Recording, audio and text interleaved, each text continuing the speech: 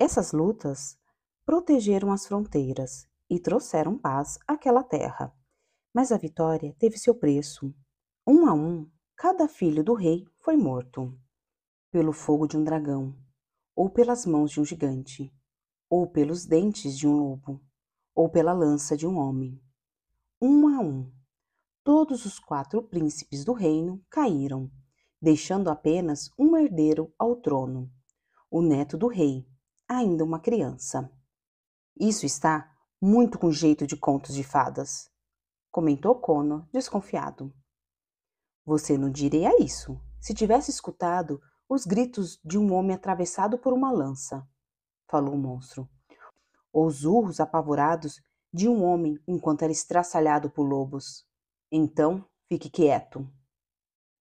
Pouco a pouco, a esposa do rei sucumbiu ao luto, assim como a mãe do jovem príncipe. O rei ficou sozinho, tendo a criança como única companhia e carregando mais tristeza do que qualquer homem seria capaz de suportar. Preciso casar outra vez, decidiu, pelo bem do meu príncipe, do meu reino e pelo meu próprio também. E de fato se casou de novo, com uma princesa de um reino vizinho, uma união que fortalecia os 2 reinos. Ela era jovem e bela, e apesar de ter o rosto um pouco duro e a língua um pouco afiada, parecia fazer o rei feliz. O tempo passou. O jovem príncipe cresceu, até tornar-se quase um homem. Estava a 2 anos do seu 18º aniversário, idade necessária para assumir o trono após a morte do rei. Foi um tempo feliz no reino. As batalhas haviam terminado, e o futuro parecia seguro nas mãos do corajoso e jovem príncipe. Um dia, entretanto, o rei ficou doente. Espalhou-se um boato que ele tinha sido envenenado por sua nova esposa. As bocas contavam que ela evocava poderosos feitiços para aparentar mais juventude do que de fato tinha, e que por detrás do seu vistoso rosto espreitava a carranca de uma bruxa velha. Todos acreditavam que tinha sido ela quem envenenara o rei, mas ele implorou, até o último suspiro, para que não a culpassem por nada. E então ele faleceu, um ano antes do seu neto ter idade suficiente para sucedê-lo. A rainha, sua avó postiça, tornou-se a regente e lidara com todos os assuntos do estado até que o príncipe pudesse assumi-los. No início, para surpresa de muitos, ela fez um bom reinado. Seu semblante, apesar dos boatos, ainda era jovem e amável, e ela se empenhou em governar o reino da mesma maneira que o antigo rei. O príncipe, enquanto isso, tinha se apaixonado. Eu sabia, resmungou Connor. Esse tipo de história sempre tem um príncipe idiota se apaixonando. Começou a caminhar de volta para casa. Pensei que a história fosse boa. O monstro fez um leve movimento com a mão enorme, agarrou Connor pelos tornozelos e o segurou de ponta cabeça no ar, fazendo a camiseta do garoto subir e as batidas de seu coração galoparem nas têmporas. Como eu estava dizendo, o príncipe tinha se apaixonado. Ela era apenas a filha de um lavrador, mas era linda e também esperta, como precisa ser as filhas de lavradores. Pois lidar com a terra não é serviço simples. O reino sorria com a união. A rainha, não. Ela tinha apreciado o período que governara o reino e não lhe agradava a ideia de entregar o trono. Começou a pensar que seria melhor se a coroa permanecesse na família, se o reino fosse comandado por aqueles que eram sábios o bastante para isso. E qual a solução mais apropriada do que o príncipe se casar com ela? Que nojo! Exclamou Conan, ainda de cabeça para baixo. Ela era a avó dele. A avó postiça, corrigiu o monstro. Sem relações sanguíneas. E, para os devidos efeitos e aparência, uma moça jovem. Conan balançou a cabeça, o cabelo sacudindo no ar. Isso está errado. Ele parou de falar um instante. Dá para me colocar no chão? O monstro assim o fez e continuou a história. O príncipe também achou errado casar com a rainha. Disse que preferia morrer a aceitar uma coisa daquelas. Jurou fugir com a filha do lavrador e voltar no dia do seu aniversário de 18 anos, para libertar o povo daquela tirania. E então, certa noite, eles cavalgaram para longe, parando apenas na alvorada para dormir sobre a sombra de um teixo gigantesco. Você? Perguntou Conan. Eu. Mas também parte de mim. Posso assumir qualquer forma ou tamanho, mas a de teixo é a mais confortável. O príncipe e a filha do lavrador se enlaçaram ao nascer do sol. Tinham prometido ser casto até se casarem no reino seguinte, mas a paixão foi mais forte do que o juramento, e não demorou até que ambos adormecessem abraçados e nus. Dormiram o dia todo na sombra dos meus galhos, e à noite caiu outra vez. O príncipe despertou. Levante-se, minha amada. Ele sussurrou à filha do lavrador, para cavalgarmos até o dia em que nos tornaremos marido e mulher. Sua amada, entretanto, não acordou. O jovem a sacudia, e só quando ela se curvou para trás, sob a luz do luar, ele percebeu o sangue que tingia o solo. Sangue? Irrompeu Conan, mas o monstro continuou narrando. O príncipe também tinha sangue nas mãos, e viu uma faca ensanguentada na relva, junto às raízes da árvore. Alguém tinha assassinado sua amada, e feito de maneira a parecer que ele havia cometido o crime. A rainha! Ganiu o príncipe. A rainha é responsável por essa traição. Ele podia escutar camponeses se aproximando. Se o encontrasse, viriam a faca e o sangue e o chamariam de assassino. Seria morto por seu crime. E a rainha poderia governar numa boa, Conan completou indignado. Espero que a história termine com você arrancando a cabeça dela. O príncipe não tinha para onde escapar. O cavalo dele fora afugentado enquanto ele dormia. O teixo era seu único abrigo. E também o único lugar onde encontraria ajuda. O mundo era jovem naquela época. As fronteiras entre as coisas mais tênues e fáceis de atravessar. O príncipe sabia disso. Por esse motivo, ergueu o rosto em direção ao teixo e falou. O monstro parou. O que foi que ele disse? Perguntou Conan. O suficiente para que eu me movesse. O monstro disse. Reconheço injustiça quando as vejo. O príncipe correu em direção aos camponeses que se aproximavam. A rainha assassinou minha noiva, gritou. Precisamos pegar a rainha. Os boatos sobre a feitiçaria da rainha haviam se espalhado tanto, e o príncipe era tão querido pelo povo, que demorou pouco para que se convencesse da óbvia verdade. Demorou menos ainda quando viram o grande homem verde, tão alto quanto os morros, caminhando atrás do príncipe, buscando vingança. Conan olhou de novo para os enormes braços e pernas do monstro, para sua boca rasgada e cheia de dentes, para sua inacreditável monstruosidade. Imaginou o que a rainha deve ter pensado quando viu aquela criatura se aproximando. Sorriu. O povo atacou o castelo com tanta fúria que as pedras de suas resistentes muralhas foram derrubadas. As fortalezas caíram, o teto despencou, e quando encontraram a rainha em seus aposentos, as pessoas agarraram e a arrastaram até a fogueira para queimá-la viva. É isso aí, disse Conan sorrindo. Ela merecia. Olhou para a janela do seu quarto, onde sua avó dormia. Você poderia me ajudar com ela? Perguntou. Claro que não quero queimá-la viva ou coisa parecida, mas... A história, falou o monstro, ainda não acabou. O final da primeira história. Não? Perguntou Conan. Mas a rainha foi derrubada? Foi mesmo, respondeu o monstro. Mas não por mim. O garoto hesitou confuso. Você falou que garantiria que ela nunca mais seria vista. E fiz isso. Quando os camponeses acenderam a fogueira para queimá-la viva, eu a salvei. Você o quê? Levei-a para um lugar muito distante, onde aquele povo nunca a encontraria. Para muito além, até do reino onde ela havia nascido, para um vilarejo próximo ao mar, e a deixei lá, para que vivesse em paz. Quando se levantou, a voz descrente, ainda mais alta. Mas ela assassinou a filha do lavrador. Como é que você pôde salvar uma assassina? Seus olhos entristeceram e ele deu um passo para trás. Você é mesmo um monstro! Eu nunca disse que ela matou a filha do lavrador, prosseguiu o monstro. Apenas contei o que o príncipe falou. Cono cruzou os braços e piscou desconfiado. Quem matou ela então?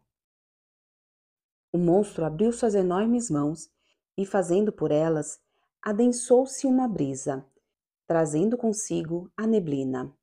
A casa de Cono ainda estava atrás dele, mas a árvore cobriu o quintal, substituindo por um campo onde havia um enorme teixo sobre a qual dormia um homem e uma mulher. Depois que os dois consumaram seu amor, disse o monstro, o príncipe continuou acordado. Quando viu o príncipe se levantar e olhar para a filha do lavrador dormindo, viu como ela era mesmo bonita. O príncipe a observou por um momento, depois se enrolou em um cobertor e foi em direção ao seu cavalo, amarrado a um dos galhos do teixo. Retirou um objeto do alforge, soltou o cavalo e lhe deu um tapa forte para que o animal saísse em disparada. Em seguida, ergueu o objeto que tinha retirado da pequena bolsa, uma faca, que brilhava à luz da lua. Não! Cono gritou. O monstro fechou as mãos e a névoa diminuía, fazendo desaparecer a imagem do príncipe que se aproximava da filha do lavrador com a faca em punhos. Você disse que ele ficou surpreso quando ela não acordou, disparou Cono. Após matar a filha do lavrador, continuou o monstro, o príncipe se deitou ao lado dela e voltou a dormir. Quando acordou, fez todo aquele teatro para o caso de alguém estar observando. Fez também, e isso pode deixar você surpreso, para si mesmo. Os galhos do monstro rangeram. Às vezes as pessoas precisam mentir para elas mesmas, mais do que para qualquer outro. Você disse que ele pediu sua ajuda e que você o ajudou. Eu apenas falei que ele fez com que eu me movesse. Cono parou de encarar o monstro e olhou para seu quintal, que começava a ressurgir na névoa. O que foi que ele disse? Perguntou. Ele me contou que havia feito aquilo pelo bem do reino, que a nova rainha era de fato uma bruxa, que seu avô suspeitava disso quando se casou com ela, mas preferiu ignorar o fato devido à sua beleza. O príncipe não seria capaz de lutar sozinho contra uma bruxa poderosa. Precisava da ira do povo para ajudá-lo. A filha do lavrador resolveria isso. Ele se sentia mal por precisar fazer aquilo. Lhe partia o coração. Mas, assim como seu pai morrera para defender o reino, a linda jovem também precisaria ser sacrificada. Sua morte seria em nome da destruição de um grande mal. Ao falar que a rainha tinha assassinado sua noiva, ele acreditava de certa forma que aquilo era verdade. Que lixo! Gritou Cono. Ele não precisava matá-la. O povo já o apoiava. Eles ficariam do lado dele de qualquer maneira. As justificativas dos homens que matam são sempre recebidas com ceticismo, comentou o monstro. A injustiça que presenciei, que fez com que eu me movesse, foi a que a rainha sofreu, não o príncipe. Ele foi pego? Quando perguntou perplexo. Eles puniram o príncipe? Ele se tornou um rei muito querido. O monstro respondeu, que governou com alegria até o fim de seus dias. O garoto olhou para a janela do seu quarto, franzindo o rosto outra vez. Quer dizer que no final o príncipe bonzinho era um assassino e a rainha má não era uma bruxa? Qual é a moral da história? Que eu preciso ser legal com ela? Escutou um ronco estranho, diferente dos anteriores, e demorou um tempo para perceber que o monstro estava rindo. Acha que eu estou contando histórias para lhe dar lições? O monstro perguntou. Acha que eu me desprendi do tempo e da terra para lhe dar aulas de bons modos? O monstro riu cada vez mais alto, até o chão sacudir e o céu parecer desabar. Tá, deixa pra lá. Cono desconversou, envergonhado. Não, não, continuou o monstro, se acalmando. A rainha, com certeza, era uma bruxa e poderia muito bem estar tramando algo malévolo. Quem há de saber? Ela não queria abandonar o poder, afinal de contas. Por que você a salvou, então? Porque uma assassina, isso ela não era. Conan andou até o quintal pensativo e andou um pouco mais. Não estou entendendo. Quem é o bonzinho da história? Nem sempre há um bonzinho, nem sempre há um vilão. A maior parte das pessoas fica entre um e outro. O garoto sacudiu a cabeça. Essa história é uma droga, é uma enganação. É uma história verdadeira, argumentou o monstro. Muitas coisas verdadeiras parecem enganação. Reinos ganham o príncipe que merecem. Filhas de lavradores morrem sem motivos. E às vezes uma bruxa merece ser salva. Não é tão incomum, por sinal. Você ficaria surpreso. Conan fitou novamente a janela do quarto e visualizou a avó dormindo na cama. E aí? Como isso me salva dela? O monstro ficou completamente de pé, olhando para Conan no alto. Não é dela que você precisa ser salvo. Conan se endireitou no sofá, a respiração pesada. 00:07 marcava o relógio. Droga! Exclamou Conan. Tô sonhando ou não? Ficou de pé irritado, e no mesmo instante sentiu algo cutucar o seu dedão. Que foi agora? Resmungou, se inclinando para acender a luz. Nascia de uma falha no piso uma nova e firme muda de árvore que media quase meio metro.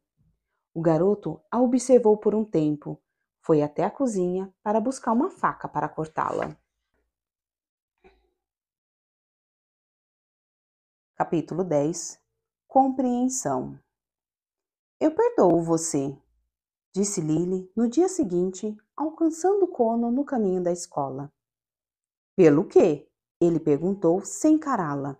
Ainda estava irritado com a história que o monstro contara, com os rumos enganosos e confusos que ela tinha tomado, e que não ajudara em nada. Teve que passar meia hora cortando aquela muda de broto inexplicável no chão, e por isso sentiu que nem dormira e já era hora de levantar.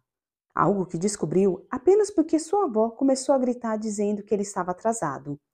Nem permitiu que desse tchau para a mãe, que, segundo ela, havia tido uma noite difícil e precisava descansar. O que o encheu de culpa, pois, se sua mãe teve uma noite difícil, ele deveria ter estado lá para ajudá-la, não sua avó, que mal deixou escovar os dentes antes de empurrar uma maçã em sua mão e o expulsar de casa. Por ter me metido numa encrenca, mané, retrucou Lily, mas sem muita rispidez. Quem se meteu em encrenca foi você, falou Conan. Você que empurrou o Sully. Eu te perdoo por você mentir, disse Lily, seus cachos de poodle tomado por uma tiara. Conan continuou andando. E você, não vai me pedir desculpas? Ela perguntou. Não, Conan respondeu. Por que não? Porque eu acho que eu não tenho que pedir. Conan, não tenho do que me desculpar, disse Conan, parando de andar. E eu não perdoo você. Eles se encararam, ofuscados pelo sol da manhã, nenhum deles querendo ser o primeiro a desviar o olhar.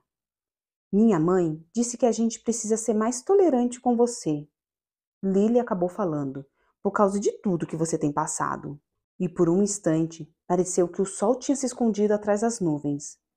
Por um instante, tudo que Conan viu foram tempestades se aproximando.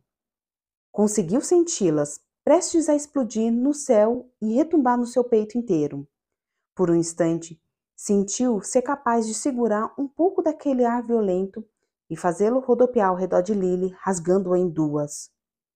Conan! Lily o chamou preocupada. Sua mãe não sabe de nada, o garoto retrucou. E você também não. Afastou-se depressa, deixando-a para trás. Tinha-se passado pouco mais de um ano, desde que Lily contara a algumas de suas amigas sobre a mãe de Conan. apesar dele não ter dito que ela podia fazer isso. Aquelas amigas contaram para outras pessoas, que por sua vez contaram para outras pessoas. E antes do dia chegar na metade, era como se um círculo tivesse se aberto ao redor de Connor, uma zona devastada com ele no meio. Uma área cercada de minas terrestres que ninguém ousava atravessar. De repente, aqueles que Connor considerava seus amigos começaram a parar de conversar quando ele se aproximava. Não que ele tivesse muitos amigos além de Lily, mas mesmo assim, dava para escutar as pessoas sussurrando quando ele passava pelo corredor ou enquanto almoçava. Até mesmo os professores faziam uma cara diferente quando ele levantava a mão durante a aula. Então, no fim, parou de se juntar aos grupinhos. Parou de prestar atenção nos sussurros e parou até de levantar a mão. Não que alguém tivesse percebido. Era como se de repente ele houvesse se tornado invisível. Nunca tinha passado um ano tão difícil na escola, nem ficado tão aliviado com a chegada das férias. Sua mãe estava imersa nos tratamentos que, conforme repetia várias vezes, eram pesados, mas fazia seu trabalho. E a enorme lista de procedimentos médicos estava quase chegando ao fim. O combinado era que ela terminaria os tratamentos, um novo ano letivo iniciaria e os dois esqueceriam aquilo para recomeçar a vida. O problema foi que não aconteceu conforme o planejado. Os tratamentos duraram muito mais do que imaginava. Primeiro uma segunda dose e agora uma terceira. Com os professores novos, era ainda pior, porque só o conheciam por meio da história da mãe, não por quem ele era antes. E os colegas ainda o tratavam como se ele tivesse doente, principalmente depois que Harry e seus comparsas o escolheram como alvo. E agora, sua avó ficava perambulando pela casa e ele sonhava com árvores.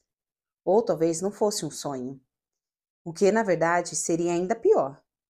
Continuou andando irritado até a escola. Culpava Lily, porque o erro tinha sido, em grande parte, dela, não tinha? Culpava Lily, porque afinal, quem mais ele poderia culpar? Dessa vez, o soco de Harry foi direto no seu estômago. Ele caiu no chão, arranhando o joelho no concreto, abrindo um buraco na calça do uniforme. O rasgo era o pior de tudo. Ele era ruim em costura. Você é um imbecil, O'Marley, disse Sully, rindo às suas costas. Você vive tropeçando por aí. É, tem que ir no médico para ver isso, escutou Anton comentar. Acho que ele está bêbado, completou Sully, gerando mais gargalhadas, exceto pelo vácuo silencioso que havia entre eles, onde Connor sabia que Harry não estava rindo. Sabia, sem precisar virar, que Harry o observava, esperando para ver o que ele faria. Quando ficou de pé, enxergou Lily perto da parede. Ela estava com outras garotas, voltando para a sala após o fim do recreio. Não estava conversando, apenas observando Connor enquanto se afastava. A Super Poodle não vai te ajudar hoje? Disse Sully, ainda rindo. Sorte sua, Sully, respondeu Harry, falando pela primeira vez. Connor ainda não tinha se virado para encarar os garotos, mas sabia que Harry não estava rindo da própria piada. Observou Lily até ela desaparecer. Ei, olha para a gente quando a gente está falando, continuou Sully, provavelmente irritado com Harry pelo comentário. Ele agarrou os ombros de Connor e o virou à força. Não toca nele, ordenou Harry com a voz calma e baixa, mas num tom tão nefasto que Sully imediatamente deu um passo para trás. O'Marley e eu temos um acordo, falou. Sou o único que encosta nele, não é? Connor esperou um pouco e depois assentiu lentamente. Este sim parecia ser o acordo. Harry, com o rosto pálido e os olhos fixos em Connor, parou diante dele. Connor não recuou, e lá ficaram os dois se estudando, enquanto Anton e Sully trocavam olhares nervosos. Harry ergueu um pouco a cabeça, como se uma questão lhe ocorresse, uma dúvida que ele estivesse tentando resolver. Connor permanecia imóvel. O resto da turma já tinha voltado para a sala de aula. Pôde sentir o silêncio se espalhar ao redor. Até mesmo Anton e Sully estavam quietos. Logo eles iriam embora. Eles tinham que ir agora, mas ninguém se mexeu. Harry impulsionou a mão fechada em direção a Connor, como se fosse lhe dar um soco no rosto. Connor não recuou, nem sequer se mexeu. Apenas encarou Harry, esperando a pancada que o faria cair. Mas ela não chegou. Harry abaixou a mão, deixando o braço pender lentamente ao lado do corpo, sem deixar de olhar para Connor. Com certeza, ele disse por fim, como se tivesse entendido algo. Foi o que eu pensei. Então, mais uma vez, uma voz grave atravessou o pátio. Garotos! Gritou a senhora Cauã, correndo na direção deles, como o terror em forma de gente. O intervalo acabou há 3 minutos. O que vocês estão fazendo aqui fora? Desculpa, professora, disse Harry, com a voz instantaneamente luminosa. A gente estava conversando com Connor sobre a redação que a senhora Marley passou, a da escrita da vida, e perdemos a noção do tempo. Dei um tapinha nas costas de Connor, como se fossem amigos desde sempre. Ninguém tem mais histórias para contar do que o Connor aqui. Ele fez uma cara séria para a senhora Cauã. E conversar sobre essas coisas ajuda o Connor a desabafar um pouco. Claro, falou a inspetora, franzindo o senho. Isso parece muito plausível. Todo mundo aqui recebeu uma primeira advertência. Se aprontarem mais uma hoje, suspensão. Sim, senhora, respondeu Harry alegremente. Anton e Sully murmuraram as mesmas palavras.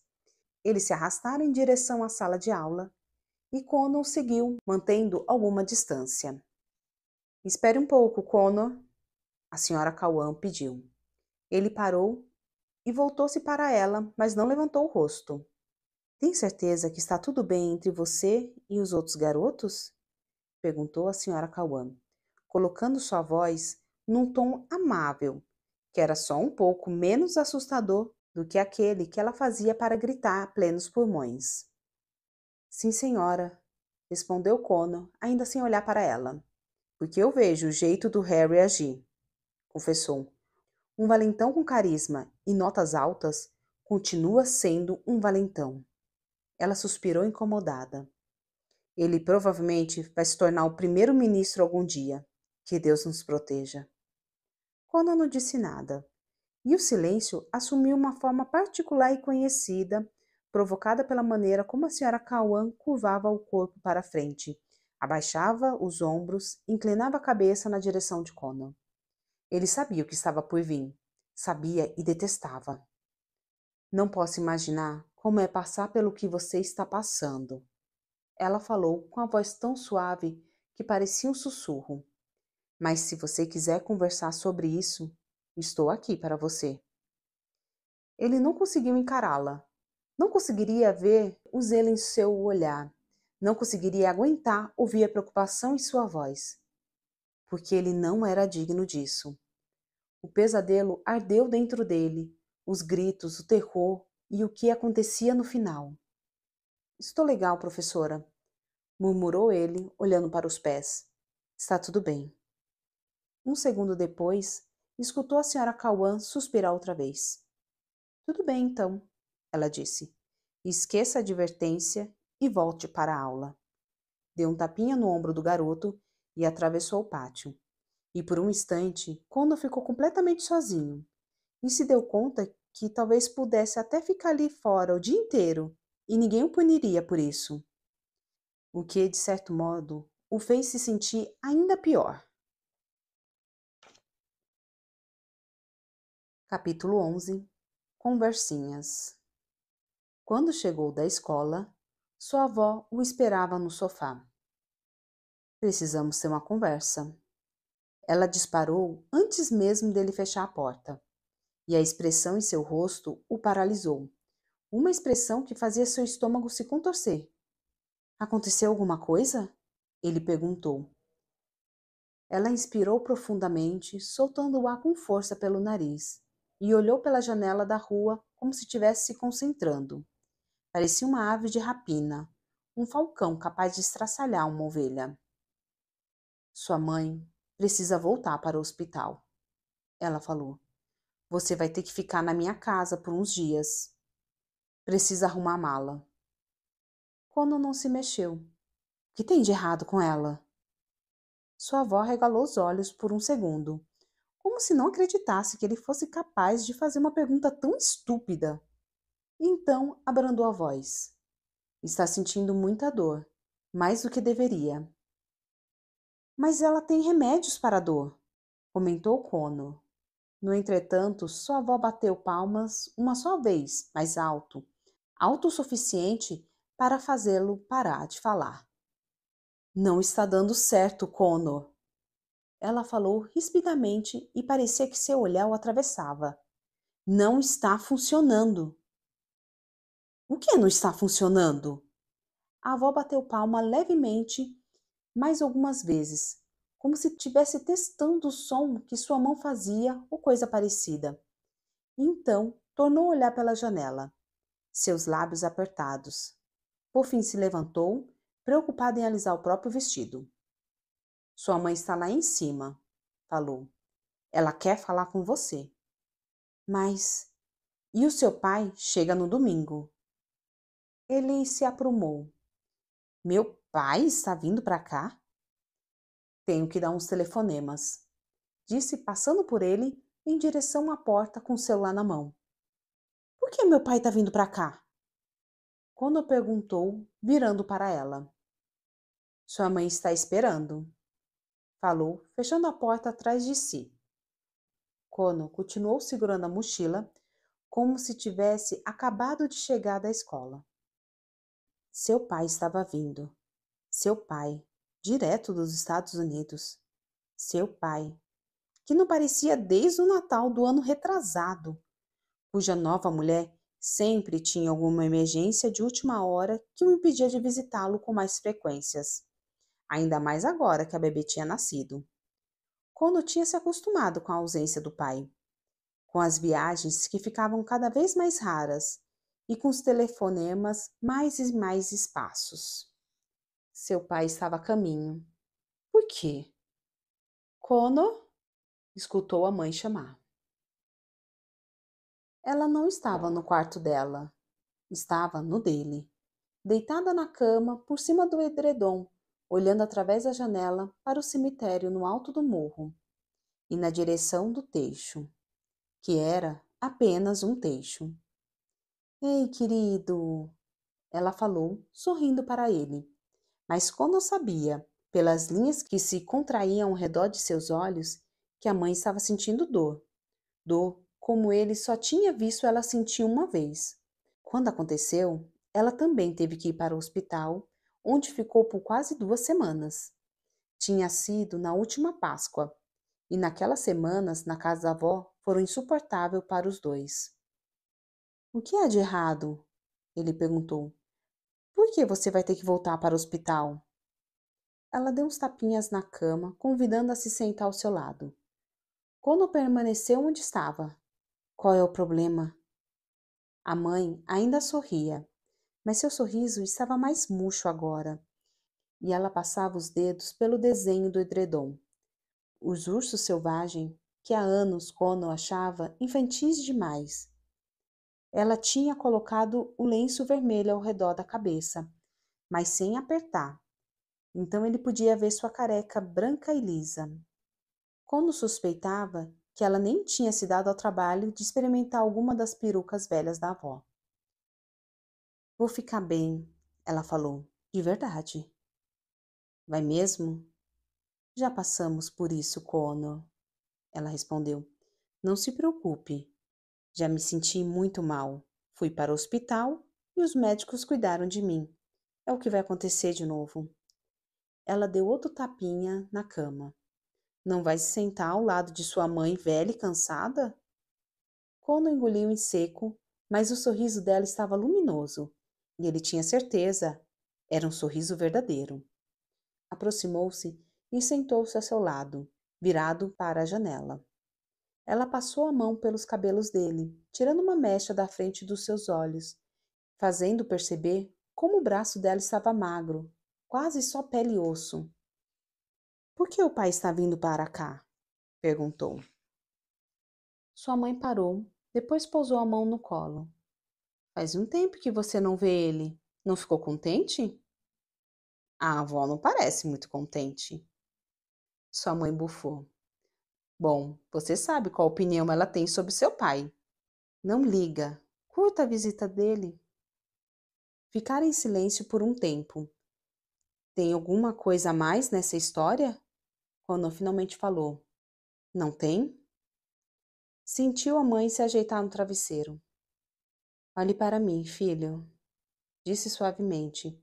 Ele virou o rosto para olhá-la, embora preferisse pagar 1 milhão do que ter que fazer isso. O último tratamento não está fazendo o efeito que deveria, ela falou. O que significa que vão ter que ajustar isso, tentar algo diferente. Só? Questionou Connor. Ela sentiu. Só. Tem um monte de coisas que eles podem fazer para me ajudar. É assim que funciona. Não se preocupa. Tem certeza? Certeza. Porque Connor parou por um segundo e olhou para o chão. Porque você pode me contar. Você sabe, né? E então sentiu o braço dela o abraçando. Aqueles braços tão magros que antes eram tão macios. Ela não disse nada, apenas aninhou-se a ele. Ono voltou a olhar pela janela e, depois de um tempo, sua mãe virou para lá também. Aquilo ali é um teixo, sabia? Ela falou. Ono revirou os olhos como se tivesse perdido a paciência, mas de forma exagerada, para mostrar que era de brincadeira. Sei, mãe, você me explicou umas 100 vezes já. Fica de olho nele enquanto eu estiver fora, tá? Ela pediu. Garante que ele vai continuar aqui até eu voltar. E quando percebeu que aquela era sua maneira de dizer que sim, que ela voltaria. Então tudo o que fez foi assentir. E os dois continuaram observando a árvore, que continuou sendo apenas uma árvore, por mais que eles a olhassem.